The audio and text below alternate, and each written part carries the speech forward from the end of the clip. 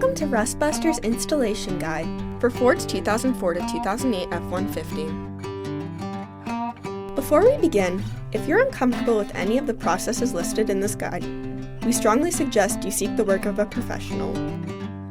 Ensure you have all the tools and utilities listed and that you're following all the manufacturer's safety precautions during use. Step 1. Disconnect your vehicle's battery and inspect for potential fire hazards such as leaking fuel lines and engine components. Prepare or remove these before starting. Finally, clear the work area of any safety hazards. Step 2.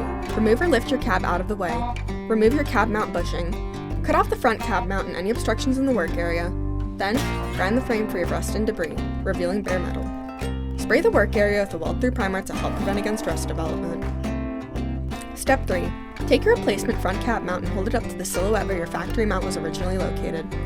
Following proper welding procedures, tack weld your front cab mount onto the frame before welding it on fully. Finally, paint the part with primer or other rust inhibitor to help prevent or reduce the risk of rust formation. We recommend our Rustbuster Rust Converter and Primer Spray Paint. Reinstall your cab mount bushing into your cab. Then you're done!